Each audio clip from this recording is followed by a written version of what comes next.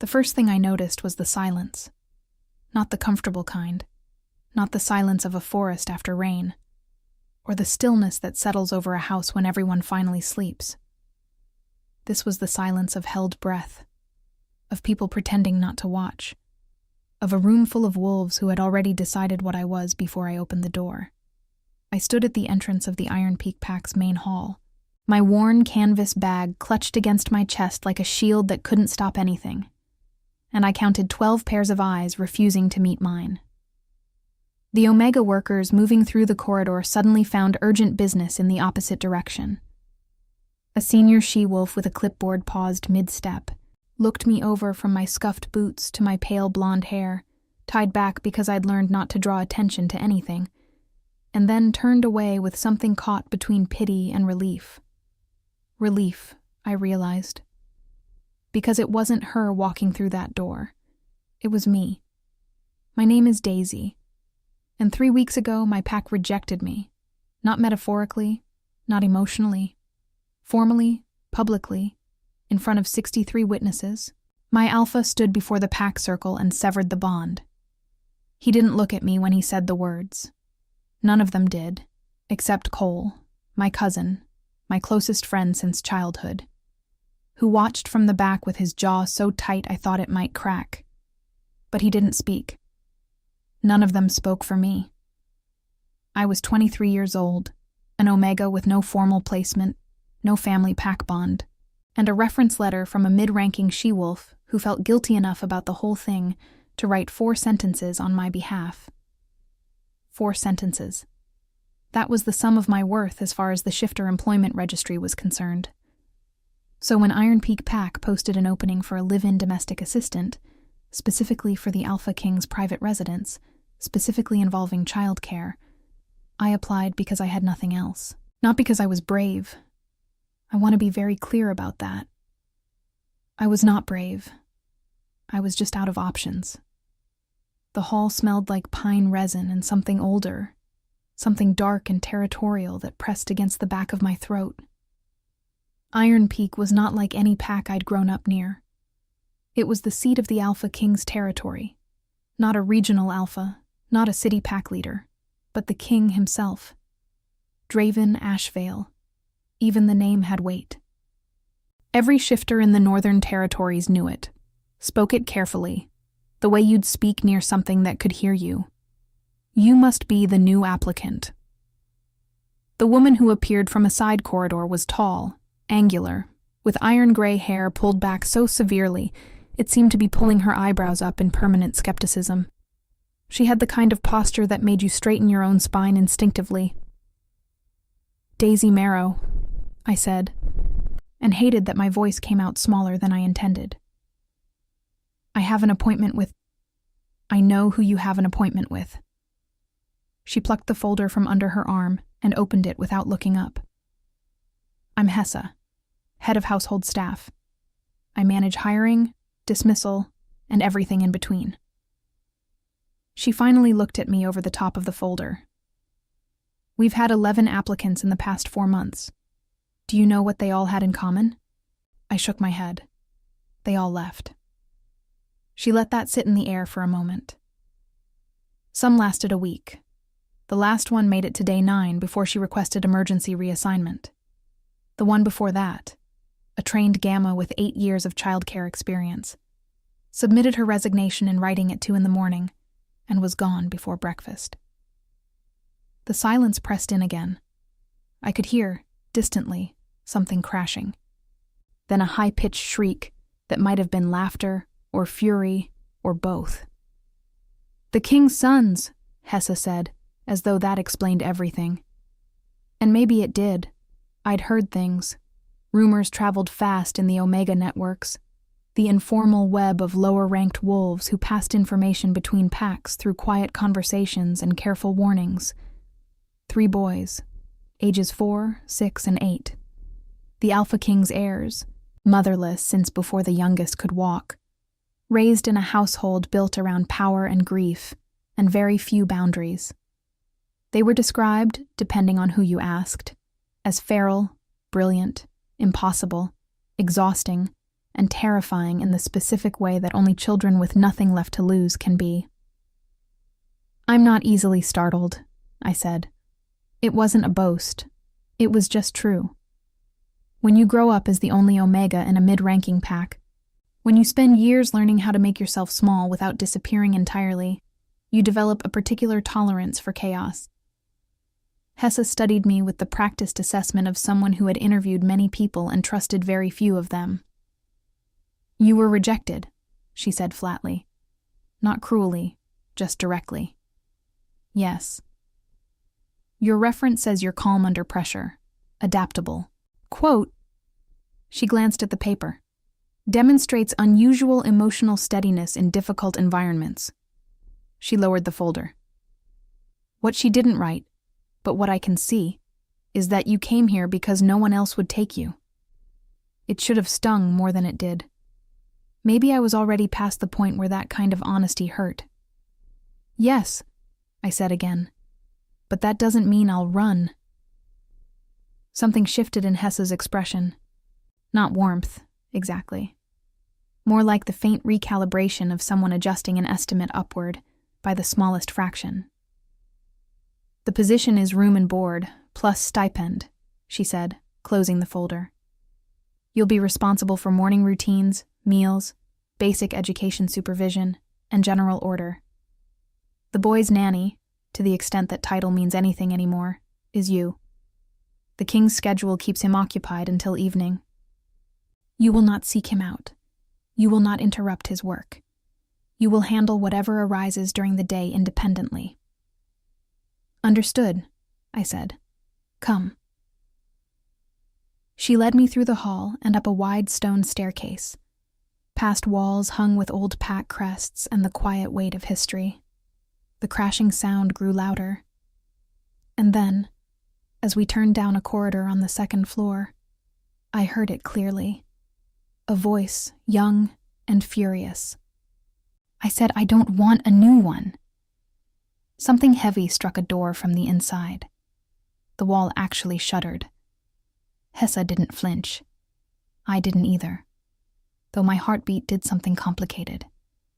She stopped before the door at the end of the corridor and looked at me one last time. "The oldest is Roan, 8 years old. He's the one you need to watch. Intelligent, territorial, deeply suspicious of strangers. The middle one is Finn, 6, and the most unpredictable. The youngest is Soren, 4. He doesn't speak to new people." She paused. "He doesn't speak at all, actually. Hasn't in nearly a year. The staff have been told not to make an issue of it." I absorbed that quietly. "One more thing," Hessa said, and her voice dropped just slightly, carrying something I hadn't heard in it before. Something careful. "The king is in a difficult season. He leads this territory in 12 allied packs. He carries it alone. His sons carry it in their own way. Whatever you see in this house, and you will see things that surprise you, you do not discuss it outside these walls." She held my gaze. "Are we clear?" "Completely," I said. She opened the door. The room beyond was catastrophic in the specific creative way of children who have had too much energy and too little direction. A bookshelf had been relocated, horizontally.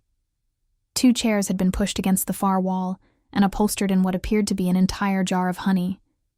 In the middle of it all stood 3 boys, the oldest with his arms crossed, and dark eyes locked on me with the focused hostility of someone 3 times his age. The middle one, holding something that might have been a toy, or might have been a small projectile. And the youngest, small, blonde like a field of wheat, standing slightly behind his brothers with his eyes on the floor. The oldest one, Roan, looked me over the way his father probably looked over challengers.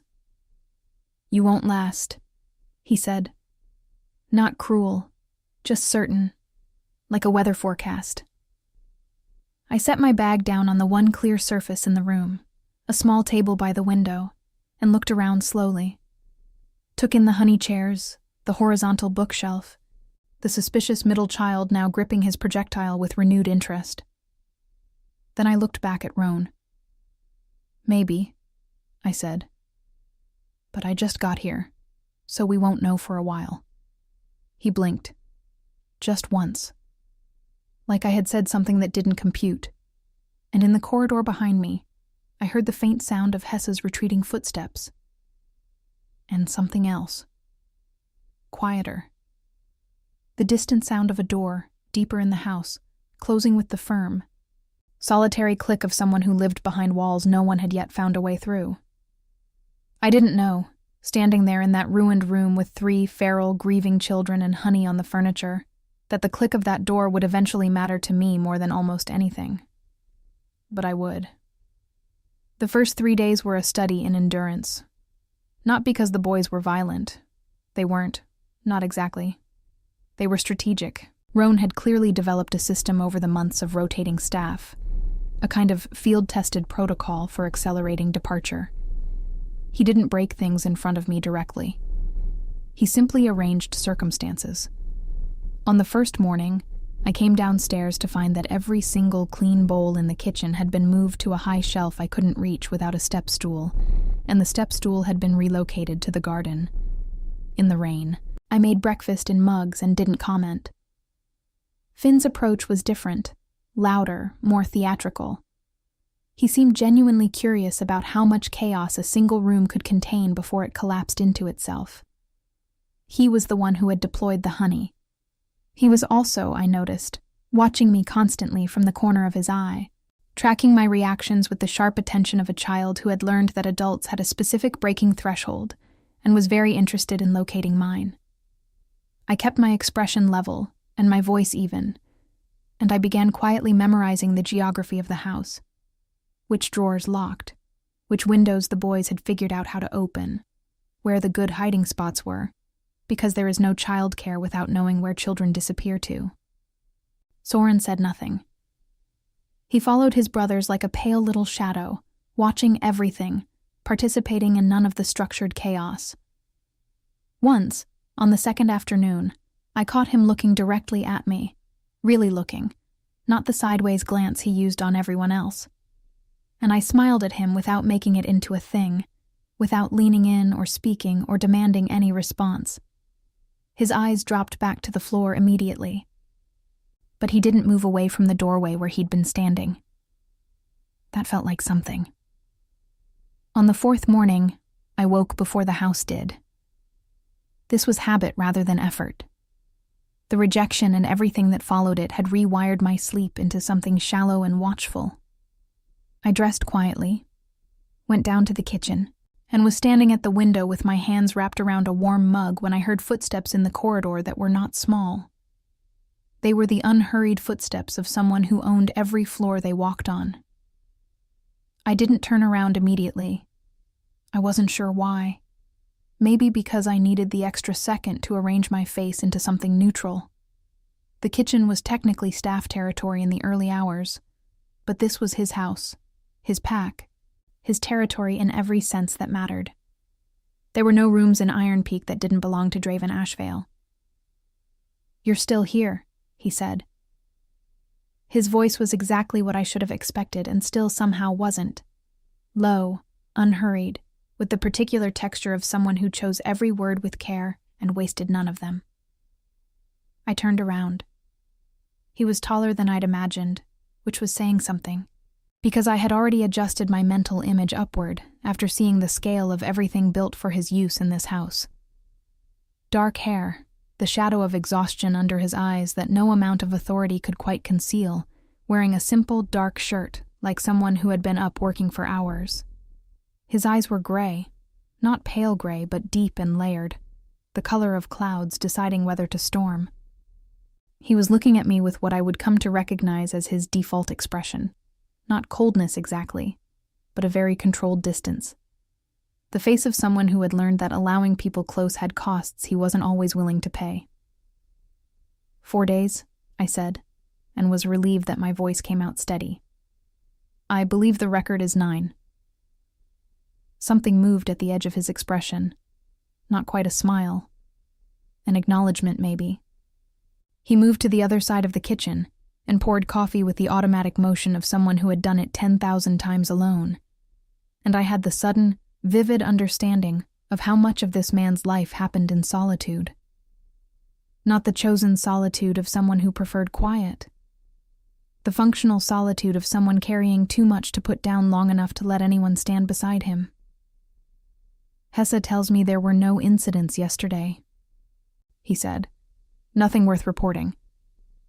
He looked at me sideways, brief and assessing. Finn moved the furniture in the study. He moved it back, I said. After we discussed how rearranging someone else's space without asking is a form of claiming territory, which is a very adult behavior for someone who still sleeps with a stuffed bear. This time, the movement at the edge of his expression went slightly further. Still not a smile. But something. He doesn't like being called a child, Draven said. I know. That's why I framed it as a compliment to his instincts and a suggestion about channeling them. I paused. He responded well to being treated like someone capable of making a good choice instead of just being told not to make a bad one. The silence that followed had a different quality than the silences I'd encountered in this house so far. Those had been loaded, with suspicion, with waiting, with the specific weight of children daring you to flinch. This one was more like the silence of someone actually listening. Roan, he said, after a moment. Just the name. Is grieving, I said quietly, and managing it the only way he knows how, which is by controlling his environment and testing the loyalty of anyone new before they can leave first. Draven was very still. I realized, a half second after the words left my mouth, that I had said something that cut closer than I intended. The parallel was not subtle. A boy who pushed people away before they could abandon him. And a father who had built an entire architecture of distance for what were probably the same reasons. I'm not a therapist, I added carefully. I've had practice reading rooms. He looked at me then, fully, directly, in a way that felt different from the assessing glance of before. There was something in it that I couldn't name yet. Something that sat beneath the controlled distance like a current beneath ice. Where were you before this? He asked. Fern Hollow Pack, I said. Northern Territory, mid-range. I kept my voice neutral. I was released from the pack bond 3 weeks ago. Released. The polite word. The word that didn't require explanation or pity. His expression didn't change, but something in the air did. A faint shift, like a recalibration. Alpha Kings know pack law better than anyone. He knew exactly what released from the bond meant, and what it didn't mean, and what it cost. He didn't offer sympathy. I was grateful for that. My sons have not had consistency, he said, and the words came out with the careful evenness of someone making an admission they didn't make often. The staff who came before, they left because the boys made it difficult, but also because this house makes it difficult. He seemed to consider whether to continue. I am not an easy presence. No, I agreed, honestly, but you're not meant to be easy. You're meant to be stable. He looked at me again with that unreadable, layered expression. That's an interesting distinction, he said. Your sons don't need easy, I said. Easy left. Easy didn't come back. What they need is someone who stays because they decide to, not because it costs them nothing. The kitchen was very quiet. Outside the window, the early light was just beginning to change the color of the sky over the tree line, pale gold pressing through the gray. Draven finished his coffee, set the cup down with the clean precision of someone who never made unnecessary movements. I have counsel today, he said. Then a border meeting this evening. I won't be at dinner. I'll tell them, I said. He was almost at the door when I heard it. The soft sound of small feet on the staircase, careful and slow. We both turned. Soren stood in the kitchen doorway in his pajamas, pale hair mussed from sleep. a worn fabric rabbit hanging from one hand. He looked at me first. Then he looked at his father. Something passed over Draven's face so quickly I almost missed it. A fracture in the controlled surface. A flash of something enormous and unguarded. He crossed the kitchen in 3 steps and crouched down to his youngest son's level, and the shift was so complete and so sudden that it felt like watching a different person inhabit the same body. "Hey, little one," he said, voice lower, softer. Early morning. Soren didn't speak, but he leaned forward and pressed his forehead against his father's shoulder for exactly 4 seconds. I counted them without meaning to, and then stepped back and looked at me with those quiet eyes, and then at the counter where I'd left a bowl of fruit out the night before, because I had noticed he picked at it when he thought no one was watching. He walked to the counter, took a piece, sat down at the kitchen table. Draven stood slowly, his back to me for a moment, and I looked away to give him the privacy of whatever that 4 seconds had cost him. When he turned around, the distance was back in place. But it fit differently now, like a coat he was choosing to wear, rather than a wall that had always been there. "Good morning," I said to Soren, as lightly as if we were old friends sharing a Tuesday. He looked at his fruit, but the corner of his mouth did something small and involuntary. That, I thought, that was the thing to follow. I just didn't know yet that following it would lead me somewhere I hadn't thought to protect myself from. 2 weeks passed the way difficult things sometimes do. Not quickly, but with a kind of momentum that made you look up one morning and realize you were somewhere different than where you'd started. The honey incident was not repeated. This was not because Finn had lost interest in chaos. He hadn't, not remotely. But because I had, somewhere in the 2nd week, made a tactical decision to stop treating the chaos as something to be contained and start treating it as something to be redirected.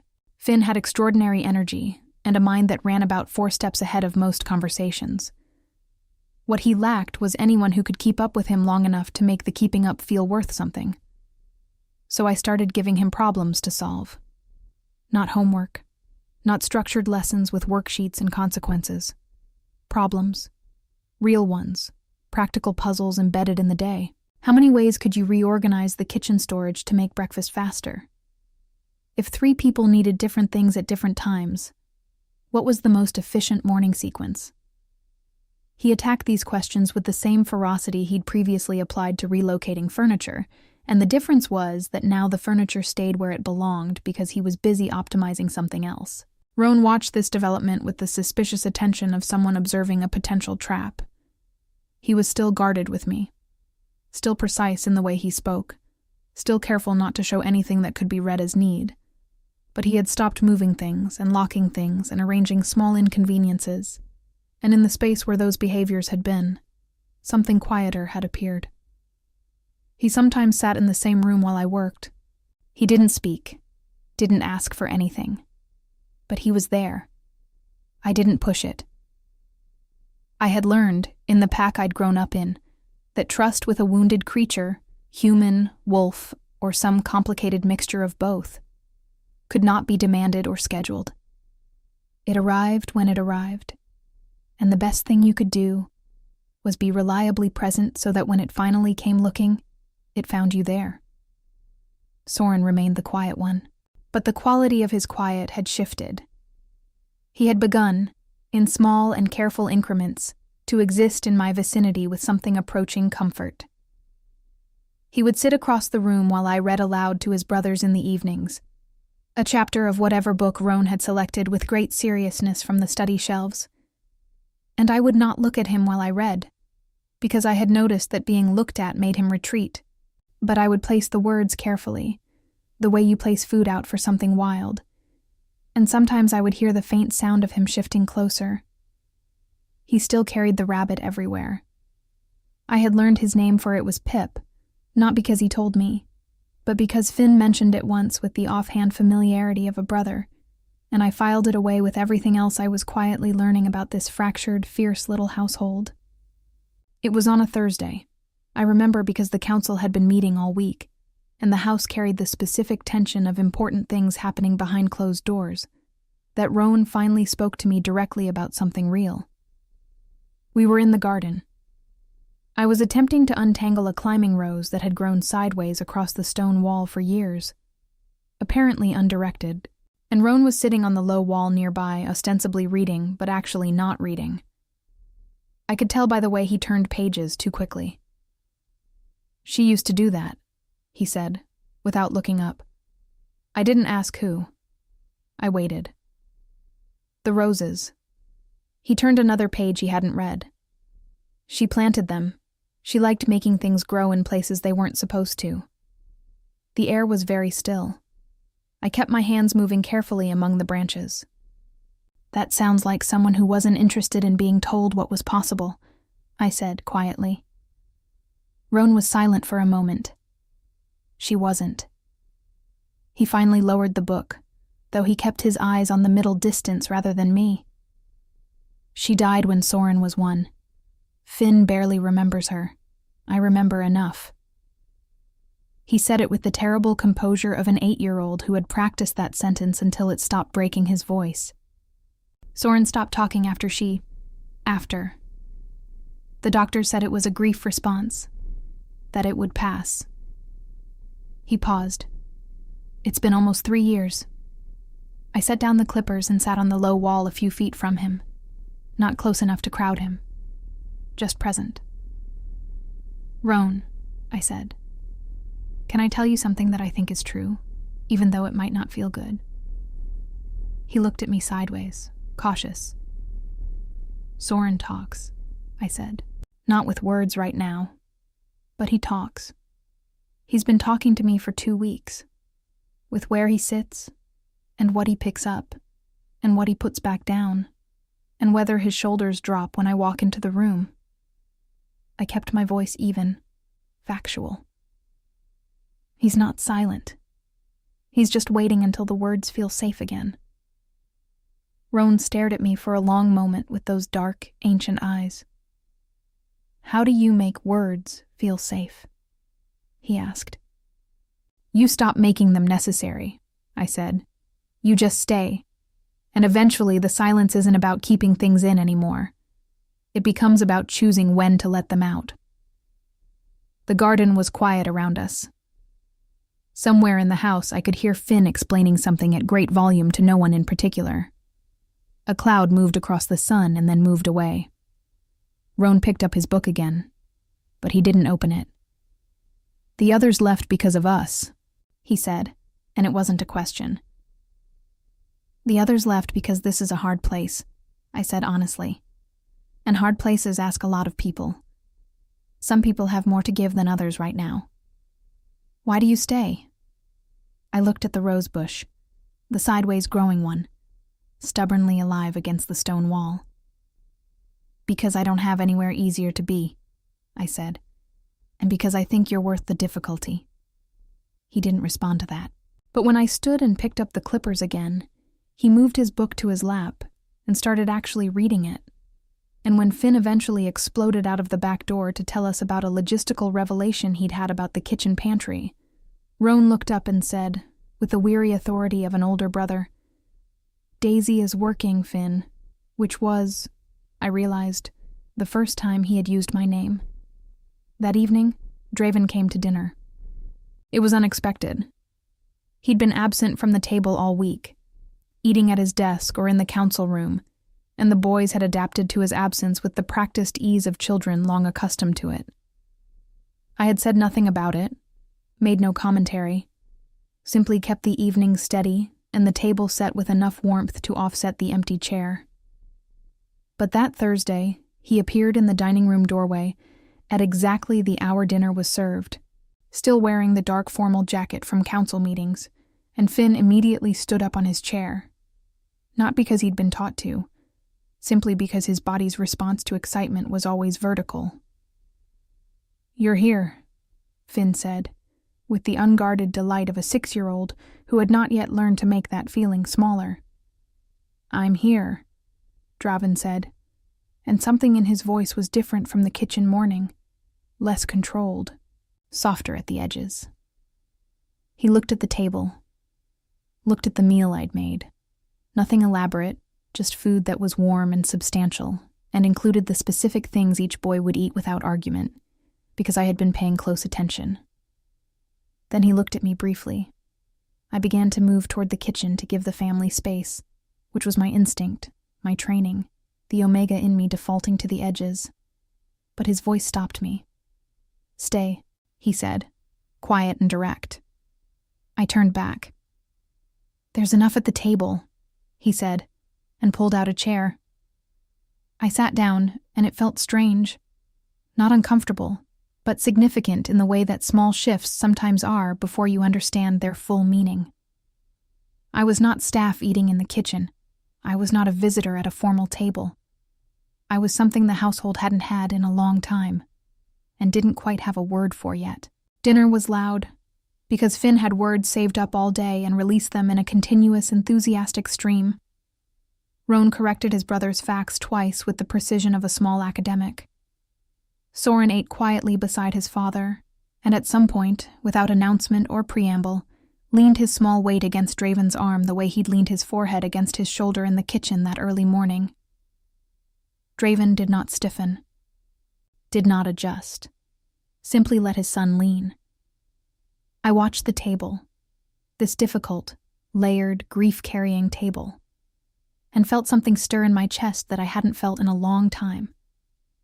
Not happiness exactly. Something quieter and more durable. The feeling of a place that needed something you happened to have. When dinner ended and the boys were taken through their nighttime routines, I was washing dishes in the kitchen when I heard Draven come to stand in the doorway. "The council is pushing for a formal decision by the end of the month," he said, as though continuing a conversation we'd started. "About the Eastern Pack Alliance. It will require travel." "All right," I said, turning off the tap. "The boys." "Will be fine," I said. "I'll be here." He was quiet for a moment. When I turned around, he was looking at me with that layered, unreadable expression. Only tonight there was something moving through it that his controlled distance hadn't quite managed to contain. Something that looked, if I had to name it, almost like relief. "You said you had nowhere easier to be," he said. I met his eyes. "Yes." "I want you to know," he said carefully, as though weighing each word before releasing it, "that this place, I understand it asks a great deal." "It does," I agreed. "And He stopped, started again. "I notice what you're doing here, Daisy. For them." A pause. "It matters." He left the kitchen before I could answer, which was perhaps deliberate. Which was perhaps the only way he knew yet how to say something true without leaving himself entirely exposed. I stood in the quiet kitchen with my hands still damp and the warm wreckage of a real dinner behind me, and I thought about walls, the kind that keep things out, and the kind that keep things in, and whether, if you were patient and present and refused to leave, some walls eventually just became doors. The Eastern Alliance negotiations kept Draven away for 11 days.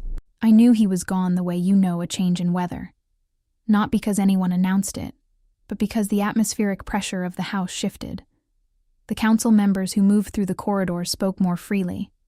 The senior staff exhaled in small, collective ways. Even the stone walls seemed to breathe differently without the weight of his presence pressing through them. The boys felt it differently. Roan became quieter, more watchful, the way he'd been in the first days before he'd started trusting me. Finn's energy spiked in the directionless way of a compass with no north to orient toward. And Soren stopped eating breakfast the first morning, just sat at the table with Pip in his lap and his eyes on the door, and I understood without anyone explaining it that this was not the first time his father had left, and that each leaving carried the specific weight of every other one. I didn't try to substitute for what was absent. That was not something I could do, and pretending otherwise would have been a lie they'd see through immediately.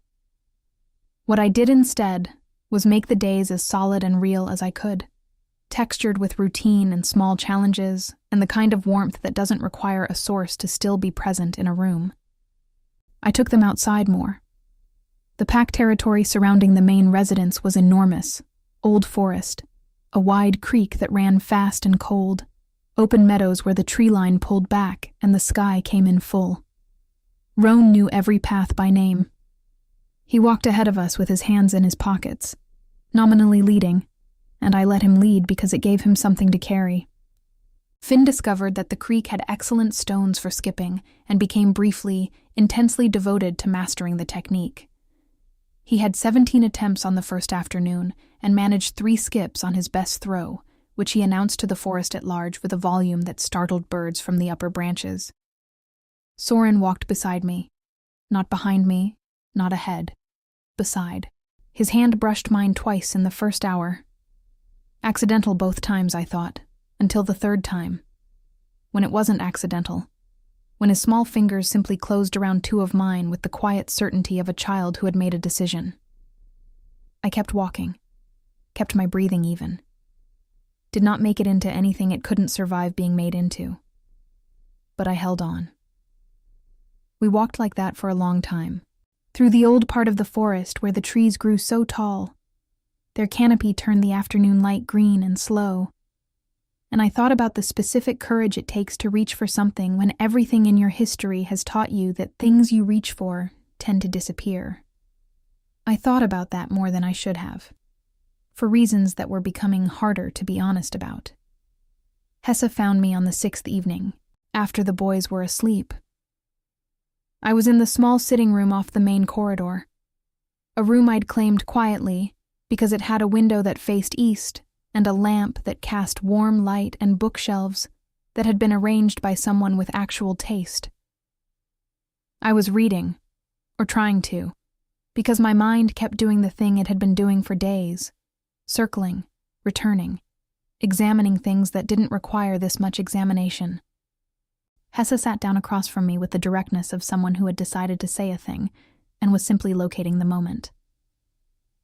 "You've been here almost a month," she said. 26 days, I said. "The boys are different." She said it neutrally, as observation rather than compliment. Roan has been attending his morning lessons without incident. Finn reorganized the pantry in a way that is genuinely more efficient, which I would never admit to him directly. And Soren. She paused. Soren sat with me yesterday afternoon. He's never done that. I looked up from my book. He's beginning to feel safe, I said carefully. Hessa was quiet for a moment, her hands folded in her lap, her expression carrying the careful weight of someone about to say something they'd been considering for a while. "The king asked about you," she said. "From the Eastern Territory. He sent a communication regarding the household and asked specifically how the arrangement was proceeding." I kept my expression neutral. "That's reasonable. He's responsible for his sons." "He asked about you," Hessa repeated, with a slight emphasis that made the sentence mean something different the second time. I looked back at my book. "What did you tell him?" "The truth," she said. "That you were managing well, that the boys had responded to you in ways they hadn't responded to previous staff." She paused. "That you seemed to have no intention of leaving." The lamp flickered slightly in a draft from somewhere. "Daisy," Hessa said, and her voice shifted, lost its managerial precision, and became something more human. "I have worked in this house for 9 years. I was here before the boys were born. I was here when their mother was alive. And I was here when she wasn't." She looked at me steadily. "I have watched this man carry this pack and this grief for a very long time. I have watched the boys grow difficult and frightened in ways they can't articulate." She stopped. "I am not telling you anything. I am simply observing that what you have done in 26 days is not nothing, and that sometimes people arrive in a house and fit the shape of what's missing in ways that have nothing to do with job descriptions." She stood, smoothed her jacket, and was entirely Hessa again by the time she reached the door. "Get some sleep," she said. "The king returns day after tomorrow." He came back on a gray afternoon, when the sky was pressing low and the wind had the metallic edge of incoming rain. I knew he'd arrived before I heard anything. The house changed again, the pressure returning, and I felt it in my chest before I consciously registered it. A shift like the moment before a held breath is released. I was in the upstairs corridor when I heard the main door, heard Finn's immediate thundering descent of the staircase, heard Rowan's more measured footsteps following. I stayed where I was. This was not my moment to be present for. This was theirs, but I heard it all. Finn's torrent of words, Rowan's careful, dignified greeting that cracked slightly at the edges, the low murmur of Draven's voice responding to both of them with a patience and warmth he didn't display in any other context. I heard him ask where Soren was, heard Finn say upstairs probably. He does that. And then I heard footsteps on the stairs. Not the boy's footsteps. He appeared at the top of the staircase and found me in the corridor, and we looked at each other across 20 feet of quiet hallway, with the particular awareness of two people who had been in each other's thoughts, in an absence neither had fully accounted for.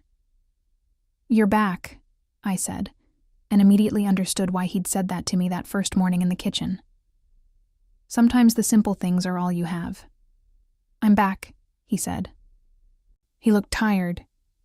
Not the surface-level tired of someone who hadn't slept, though that too, but the deeper kind.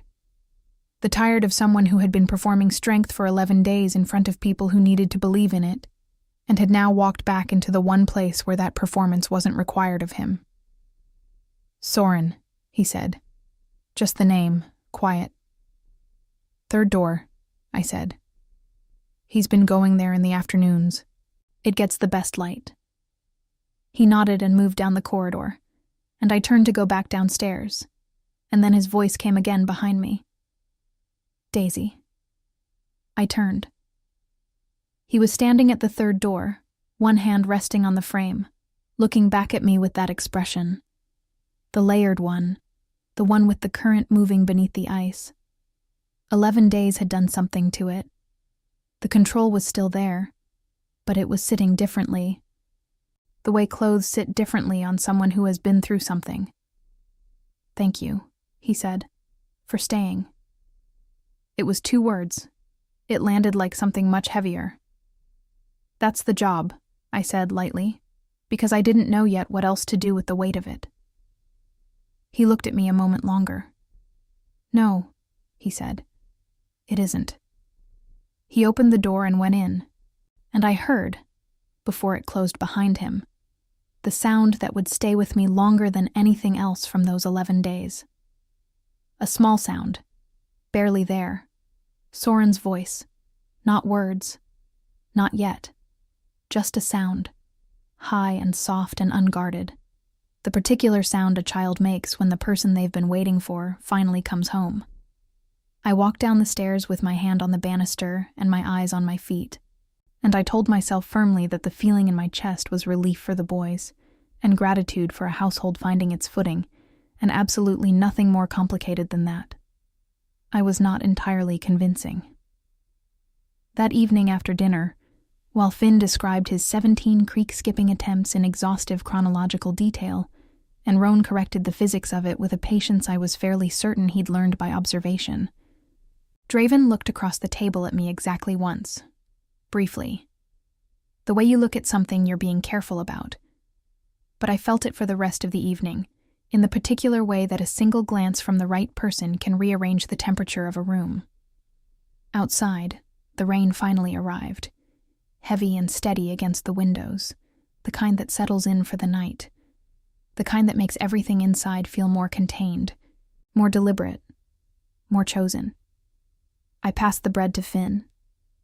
I listened to Roan's physics. I watched Soren eat an entire bowl of soup without once checking the door.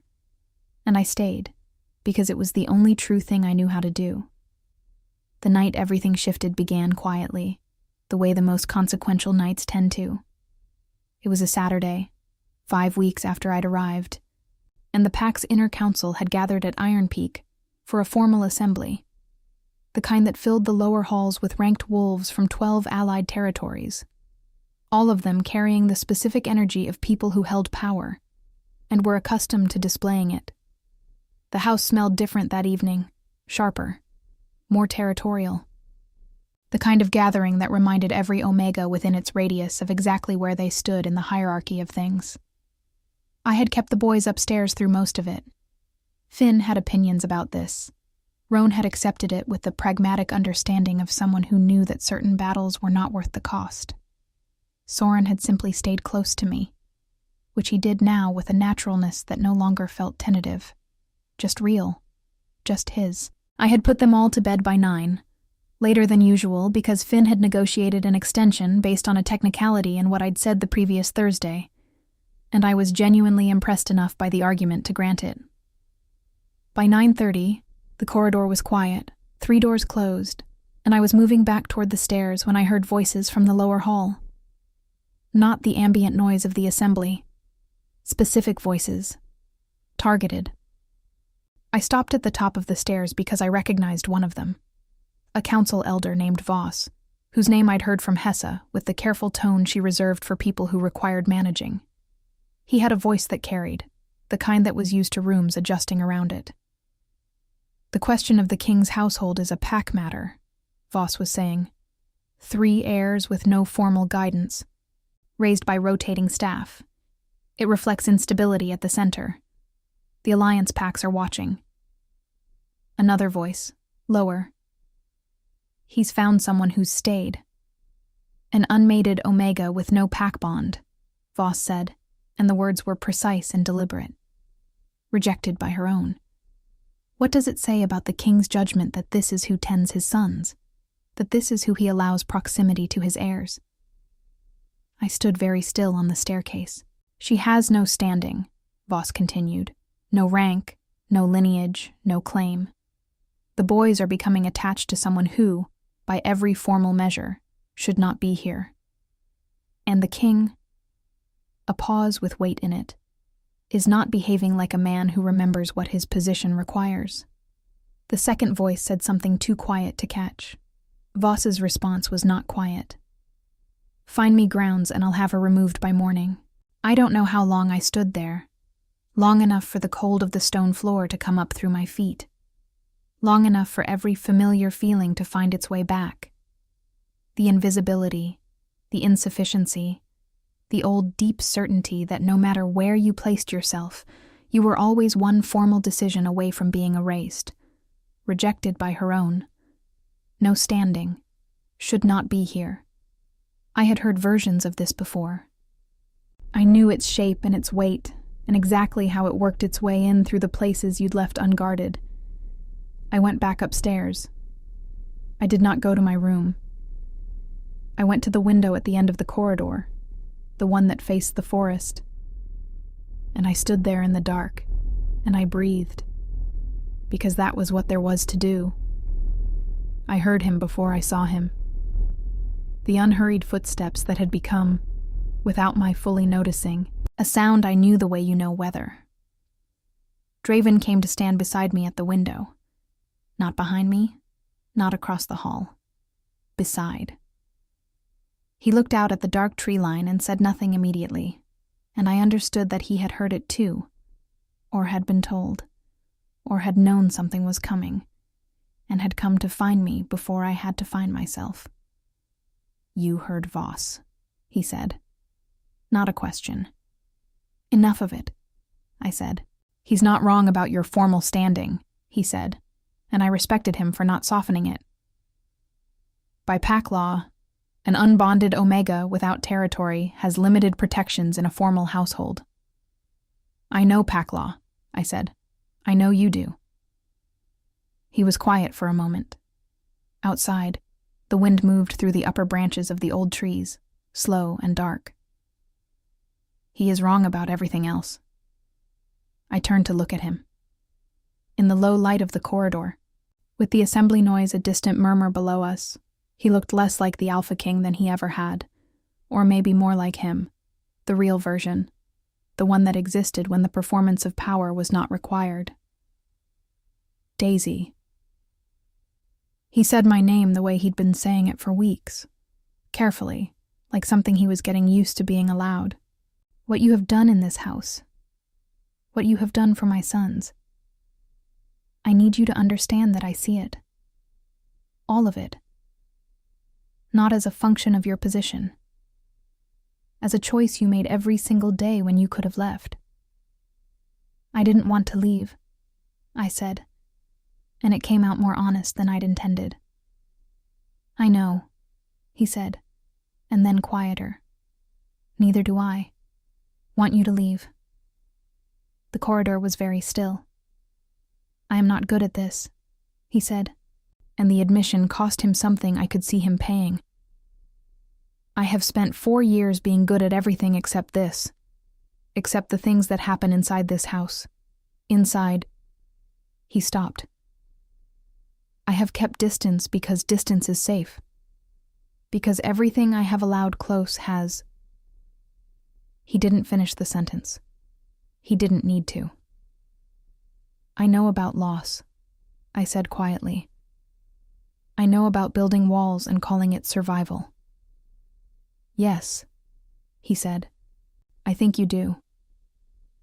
We stood together at the window, and outside the forest was dark and old and entirely indifferent to pack law and formal standing, and the question of what an unbonded Omega was doing in the Alpha King's corridor at 10 o'clock at night, her shoulder almost touching his.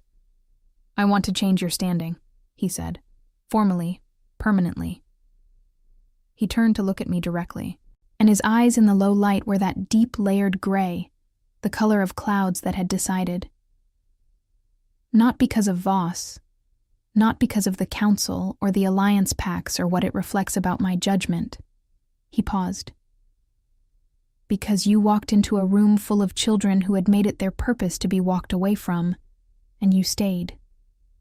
Because you found a rose my son's mother planted, and you didn't let it grow sideways forever. Because my youngest son, who has not spoken in 3 years, made a sound when I came home, and I believe, I know, that is because of you.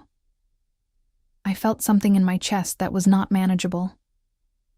Because when I came into this house, he continued, I felt it, even before I understood what it was. He held my gaze. I feel it now. Draven, I said, and my voice was not entirely steady. I'm asking you to stay, he said, not as staff, not as a formal arrangement. I'm asking you to stay as someone who belongs here, if you want to. The window held the dark. Below us the assembly was winding down, Voss and his careful arguments dispersing into the night. Above us 3 boys slept in 3 rooms, one with a worn rabbit, one dreaming of creek stones, one with a book still open on his pillow. I want to, I said. What followed was not simple. I want to be honest about that, because nothing real is. There were council objections. Voss presented a formal challenge that Draven addressed in the assembly the following morning, with a precision and authority that left no procedural avenue unexplored, and no argument standing. I was not present for it, but Hessa was, and she described it to me afterward with the compressed satisfaction of someone who had waited 9 years to watch exactly that happen. There was a pact ceremony, 6 weeks later, in the old formal courtyard under an October sky the color of cold iron. A rebonding rite, not reinstatement to a lost pack, but something rarer. A formal claiming of unbonded status into a new bond, into Ironpeak, into the king's household by the king's own declaration. Every allied pack in attendance, 12 territories watching. I stood in the courtyard in the clothes Hessa had selected, with the fierce practicality of someone who understood that appearances carried arguments. And I was aware of every eye in that space. The assessing ones, the skeptical ones, the ones waiting for me to look uncertain. I didn't look uncertain, because I wasn't. Roan stood to my left, his dark eyes straight ahead, his spine very straight. He had asked, 2 days before the ceremony, if he could stand beside me. He'd asked it with the careful dignity of someone who had thought about it for a long time and decided to be brave. Finn stood to my right, vibrating with barely contained ceremony energy, and I had made him promise 3 specific things about behavior, all of which he honored, though it visibly cost him. Soren stood in front of me. Draven faced us all, and when the formal words were spoken, the declaration, the bond acknowledgement, the pack recognition, Soren turned around and looked up at me with his quiet eyes, and then he opened his mouth. "Daisy," he said. One word. My name. In a voice like something that had been kept very safe for a very long time, and had finally found the moment to come out. The courtyard was absolutely silent. Finn made a sound that was either a sob or a hiccup, and was probably both. Roan put his hand in mine, quickly, briefly, just a squeeze, and then let go and looked straight ahead again as though it hadn't happened. Hessa, standing at the edge of the courtyard, turned slightly away and found something extremely interesting in the middle distance. Draven looked at his youngest son, and then at me, and the wall was gone. Entirely, completely gone. And what was underneath it was not frightening at all. It was just him, tired and real and present. The man who crouched on kitchen floors and carried things alone, and had kept every feeling at careful distance until something small and stubborn and blonde arrived in a ruined room and simply refused to leave. He reached out and took my hand. We stood in the cold courtyard with 12 territories watching, and it was nothing like the stories I'd grown up with. Not triumphant, not cinematic, not the kind of recognition that arrives with music and grandeur. It was quieter than that. Truer. I was not the girl who had been rejected in front of 63 witnesses. I was not the Omega with no standing, no bond, no formal claim to anything. I was not the version of myself that had walked through Ironpeak's doors with a worn canvas bag and 4 sentences of reference and absolutely nothing to lose. I was Daisy. I was bonded to a pack that had needed exactly what I had. I was standing in a courtyard with a child saying my name for the first time. A boy holding my hand and pretending he hadn't. A king looking at me like I was the thing he'd stopped letting himself look for. I was someone who had stayed. And staying, it turned out, had been the bravest thing I'd ever done. Not because it cost nothing, but because it had cost everything I'd been afraid to spend. The wind came across the courtyard, cold and clean, and somewhere in the old forest, behind the stone walls, the trees moved together in the way old things do when something has finally settled into place. Soren leaned back against my legs, warm and solid and present, and I held on.